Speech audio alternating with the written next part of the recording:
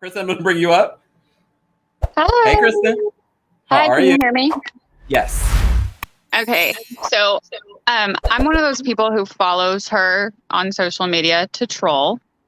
I freely admit it because everything that she posts is so arrogant and unfeeling. And so I see all of the stans who are blindly loyal. It's like they want her acknowledgement so bad, and she doesn't even know that they exist, you know? And so they want her to retweet or shout them out because they're being supportive. They're doing it for clout. She's doing it for ego.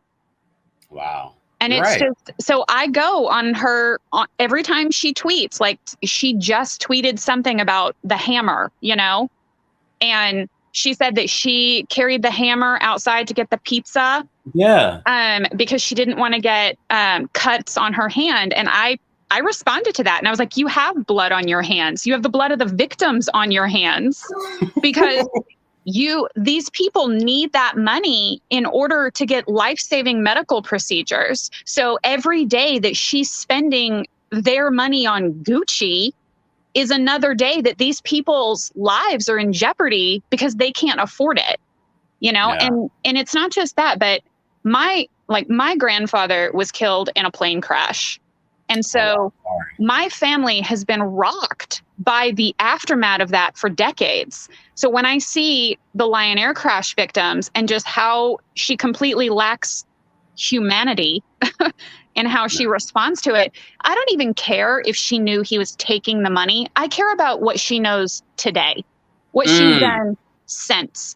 Yeah. If she knew he was taking the money, that's fine. Whatever.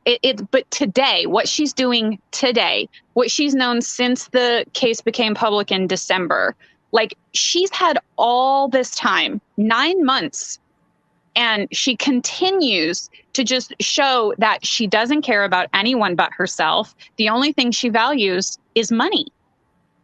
That's it. That's all she wants is money. And so, yeah, I completely am one of the people that goes on Twitter, and every time she posts something, I don't respond to like the stupid stuff, that like when somebody's like, what are you having for dinner? And, or you know what I'm talking about.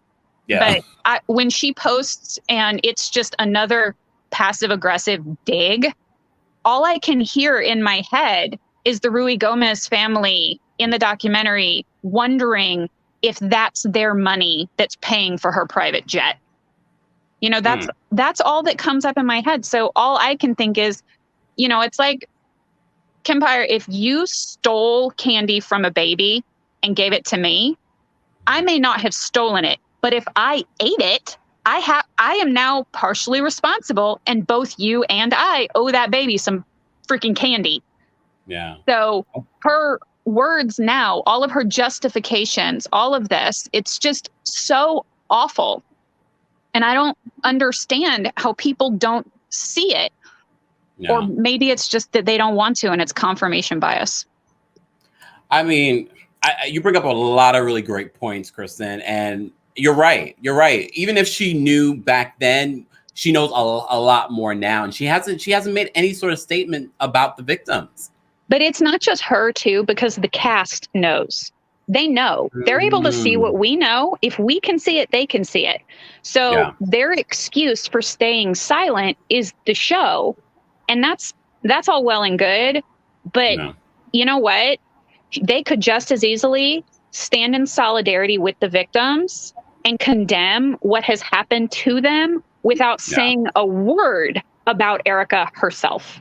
That's all they would have to do. So I feel like it shows a lot about the character of everyone on the show and those at Bravo, including Andy Cohen, that they're willing to sit there and allow these people to be re-victimized in every episode as they stand silently by and allow Erika to create a narrative to benefit herself. Wow, Kristen, you speak so much truth, and you're right. I never even thought about the other cast, and you're right. I think a lot of them will use the excuse, we really can't say anything. But you're right; they can easily not talk about the whole Erika part of it and say, you know what, we stand with the victim. You bring up a really, really great point. I mean, that's it's. Forgive me, I cannot remember the quote of who exactly said it. I know it's a civil rights person, but the name is escaping me now, that the only thing we need is for good people to do nothing, for evil to succeed. And that's exactly what is happening. This is a major evil. Just one of these cases has 8,000 clients, and so we're talking about thousands of people and billions, not with an M, with a B, of dollars of settlement money that's up in the air. And when you start looking at who all has been affected, it's not just orphans from a plane crash or one guy who was burned over 90% of his body. I mean, it runs the social gambit. Like, you've got former NFL players who sued because they have head injuries, and she has the retainers and fees that they paid to the firm. She spent it. They can't hire new counsel. These are former professional athletes who need serious help, and they are having to fight for that and deplete everything they made. And this is, like I said, it's not just about one particular demographic, either economic or cultural or, racially. It's not about that. It literally runs the spectrum of everyone, all ages, all races, all, economic stratospheres. It runs everyone, and they're all victimized. And she's expecting all of us to just think, okay, well, Tom was mean to me, so I shouldn't have to give anything back. Like, no, it's stolen. And I don't think that what he did was even just embezzlement. For me, when I think about it, it's like, okay, if you take money and you convert that money into something else, like art or jewelry or luxury goods, you have, in essence, cleaned it. And now we're talking about money laundering. And she absolutely knew about that because she's fighting in court to keep it all. Look, so, Kristen, I love that you called in, and I'm so glad that you called in because you gave our entire audience a new perspective on what's at stake here. Sorry if I ranted. No, I loved it. I loved every minute of it. Thank you so much for calling in. Yeah, absolutely. Have a good rest of your show. You too. Thank you.